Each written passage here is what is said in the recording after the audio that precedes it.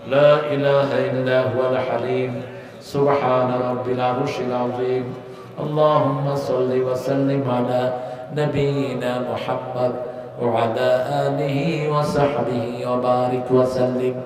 ربنا ظلمنا أنفسنا وإن لم تغفر لنا وترحمنا لنكونن من الخاسرين ربنا آتنا في الدنيا حسنة وفي الآخرة حسنة وقنا عذاب النار ربنا وآتنا ما وعدتنا على رسلك ولا تخزنا يوم القيامة إنك لا تخلف الميعاد কেশবপুর এই পার্বতীপুর দিনাজপুরের এই জায়গা থেকে হাজার লক্ষ জনতা নিয়ে তোমার কাছে গভীর রজনীতে ঠান্ডার ভিতরে হাত তুলেছি আল্লাহ এভাবে কখনো বসে থাকি না শুধু তোমার খুশির জন্য খোলা আকাশের নিচে বসে আছি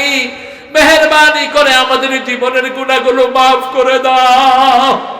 আজকের নামাজ আজকের রোজা সহ আজকের কোরআন তেলাওয়াত সহ সারা জীবনের ইবাদত তোমার শাহী দরবারে কবুল করো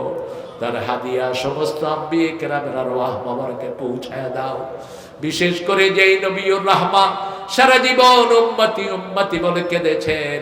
সেই নবীর রওজায় আমাদের সওয়াব পৌঁছিয়ে দাও এ পর্যন্ত যত মুমিন মুমিনাত মুসলিম মুসলিমাত কবরের বাসিন্দা হয়েছে একবার যে চলে যায় সে আর কোনোদিন ফিরে আসে না এই কবর প্রত্যেক দিন 5 বার মানুষকে ডাকতে থাকে এই মাটি 5 বার ডাকে এই দরিয়া 5 বার ডাকে আল্লাহ যারা কবরে চলে গেছে তাদের সবার কবরগুলোকে জান্নাত বানায়া দাও বিশেষ করে আমরা যারা হাত তুলেছি অনেকের মা বাবা নাই পিতামাতার কবরকে জান্নাতের বাগান বানাও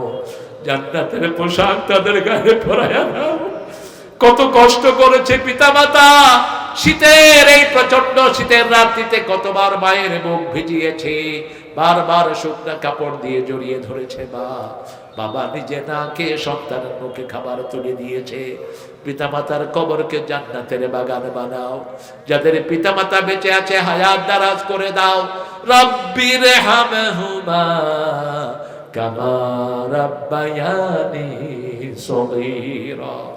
যে সোনার টুকরা ছেলে গেল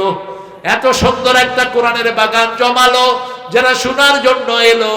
যারা কষ্টার্জিত পয়সা থেকে দান করলো কিয়ামতের কঠিন ময়দানে মা যখন ছেলেকে চিনবে না সন্তান যখন পিতার পরিচয় দিবে না সেই দিন এই মাহফিল আমাদের জন্য নাজাতের উসিলা বানায় দিও এই মাহফিল উসিলা আজকে আমাদের সভাপতি জামাল সাহেবকে তুমি কবুল করে নাও তার পরিবারকে তুমি কবুল করো তার ব্যবসা বাণিজ্যে তুমি বরকত ঢেলে দাও এই মসজিদটাকে মসজিদে নববীর মতো কবুল করে নাও মসজিদের কমিটিকে তুমি কবুল করে নাও আল্লাহ আমাদের যতজন সহসভাপতি আছে সবাইকে তুমি কবুল করো আমাদের মোল্লা সাহেব সহ আফতাব মোল্লা সহ যত প্রধান অতিথি এসে আক্তার ভাই সহ সবাইকে তুমি কবুল করে নাও আমার আগে কথা বলেছে আজমির সুন্দর বলে আল্লাহ আজমির কথাগুলোকে আমাদের আমলের তৌফিক দান করো আরেকজন আলেম কথা বলেছে তার কথাগুলো আমল করার তৌফিক দাও আল্লাহ ইমাম রাশেদ সহ আমার আদরের আজিজ সহ আব্দুল কাদের সহ যত ওলামা হযরত এখানে এসেছেন তুমি তাদের সবাইকে কবুল করো তাদের মাদ্রাসাগুলোকে কবুল করো আল্লাহ এলাকার প্রত্যেক ঘরকে তুমি কোরআনের ঘর বানিয়ে দাও বিশেষ করে মাহেরা নানা নানিকে তুমি কবুল করে নাও মাহেরার মাকে তুমি কবুল করো আমাদের যত মায়েরা এসেছেন সকল মাকে মায়েশা ফাতেমার মতো কবুল করো সন্তানদেরকে নেককার ফরেজগার বানিয়ে দাও যাদের সন্তান নাই নেককার পাত্রের ব্যবস্থা করে দাও যেই মেয়েদের বিয়ে হয়নি তাদের জন্য নেক পাত্রের ব্যবস্থা করে দাও যেই ছেলেরা বিয়ে করে নাই তাদের জন্য নেক পাত্রের ব্যবস্থা করে দাও আমার যত মুরব্বী এসেছেন আবু বকর রাদিয়াল্লাহু আনহু মতো কবুল করো যুবকদেরকে সাইয়েদনা হাসান হুসাইনের মতো কবুল করো আল্লাহ আগামীর পার্লামেন্টকে তুমি কোরআন দিয়ে সাজিয়ে দাও এই মাহফিল খানাকে কিয়ামত পর্যন্ত দায়েম ও কায়েম করে দিও জানি না কার জানাজার কাপড় দোকানে এসেছে জানি না কার জীবনের শেষ মুনাজাত এই মুনাজাত শাহাদাতের মওত আমাদের নসিব করে দিও ভারতের মুসলমানদেরকে বড় বেশি অত্যাচার করছে হিন্দুরা ভারতের মুসলমানদের হাতে ভারত তুমি তুলে দিও বাংলাদেশের যত হিন্দু আছে, যত খ্রিস্টান, সবাইকে ইসলামের জন্য কবুল করো। তাদের দুঃখ কষ্ট তুমি দূর করে দাও। এলাকার হিন্দু ভাই বোনদেরকেও কোরআনের জন্য কবুল করো, তাদের দুঃখ কষ্ট তুমি দূর করে দিও। মৃত্যুর সময় আমাদের সবার জবানে জারি করে দিও, লা ইলাহা